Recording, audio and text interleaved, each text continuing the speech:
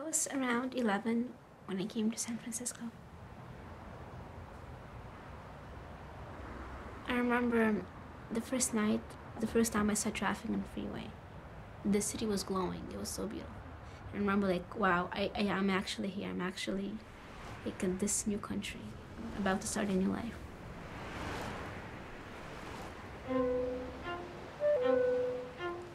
In Kiev, when it's nighttime, everything dies. The city of San Francisco was living.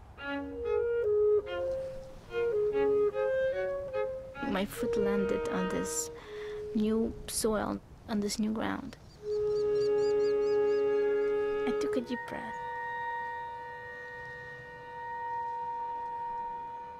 My whole childhood years in Kiev just passed by for a second. I started to remember this Kiev smell. And comparing that memory to the smell of San Francisco, I couldn't really comprehend my emotions. Why was I here?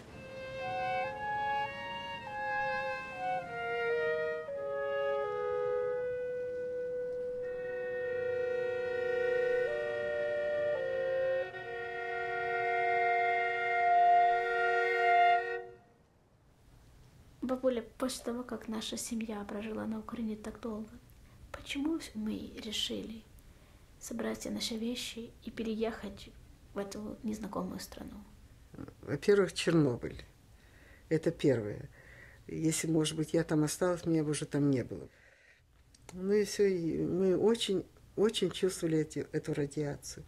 Очень чувствовали. Она же и не пахнет, и не болит, а делает свое дело, понимаешь? Я уже приехала в очень плохом состоянии сюда, понимаешь? Так что это был выход.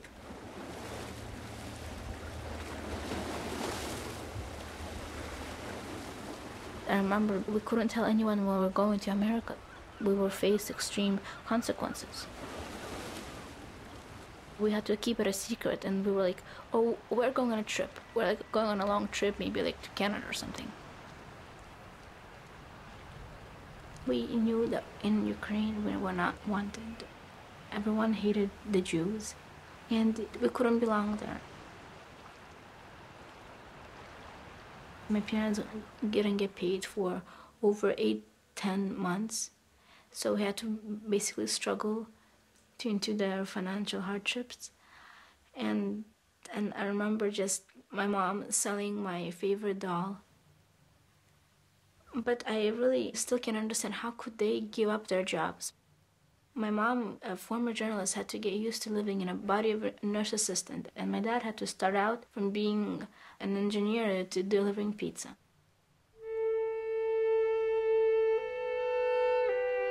I was forced kind of to grow up because I knew that my parents didn't have time for me.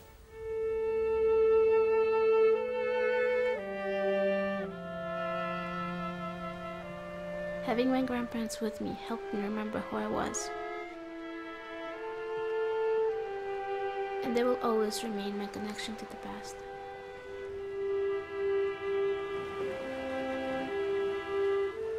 Most of the walks that we take are for the memories.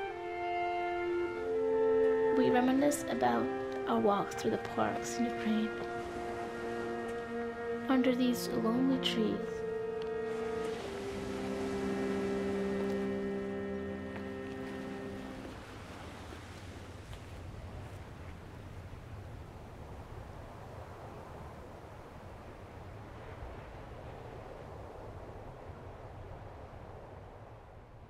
Где-то тебе кажется, что Америка меня чем-нибудь поменяла?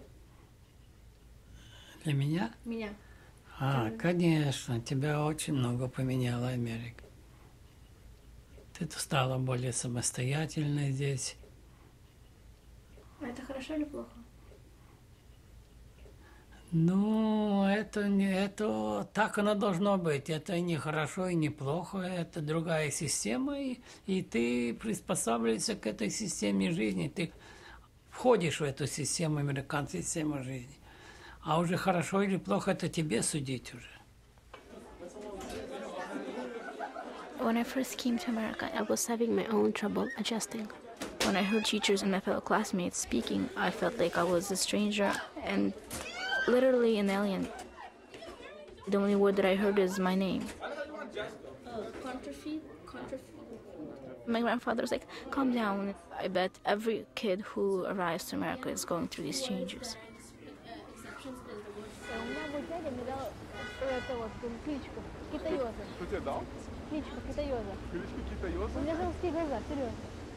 I'm mostly here now with my friends who have emigrated around the same time as I have. I feel what they're going through. All of us are going through it together, and if we can go through it together, it's much, much easier.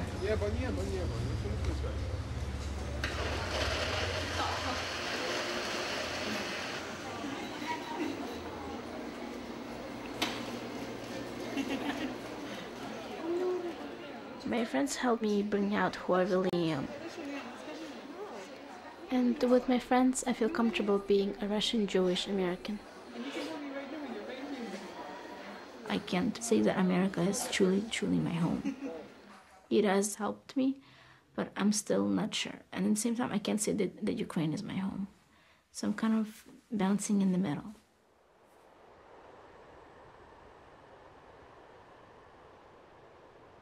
Вот ты уже сейчас сравниваешь ту жизнь, что была в Киеве. Сейчас ты немножко смотришь и с моей колокольни еще. А станешь взрослее, ты вообще самостоятельный будешь. А потом ты будешь со своей колокольни смотреть на этот мир.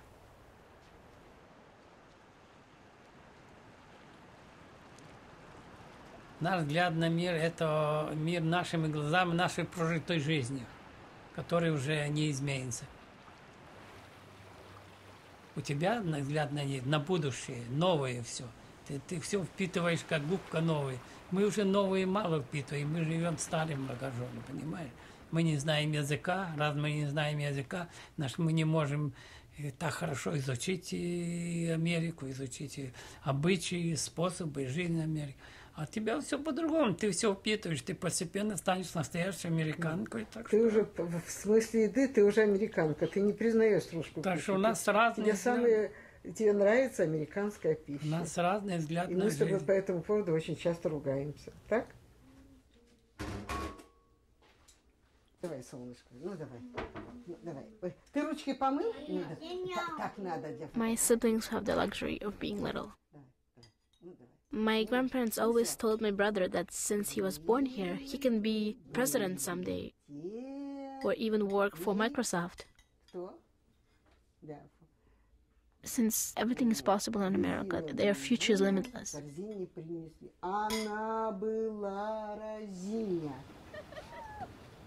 But my siblings are growing up so extremely American that it makes me scared that I might forget my own past. Because someday, there will not be anybody close to me who will remember.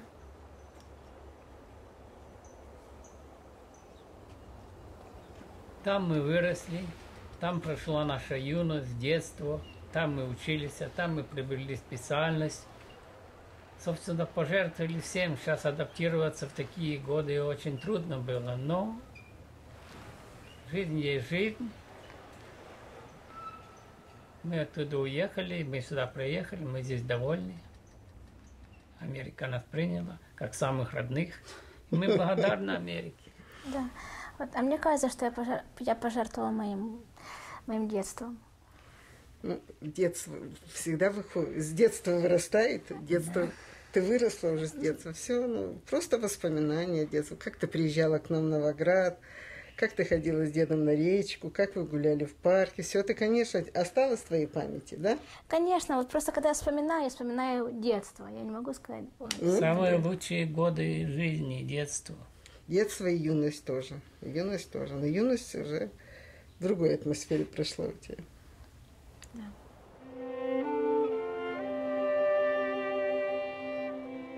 I remember this kind of tree in Ukraine. It's called a berезка. In San Francisco, there's one berезка that's adjusted to living here. It's surrounded by all the other Americanized trees. It's like the only lonely one. If that tree could grow and survive, so can I. I can adjust to this new country and survive as well.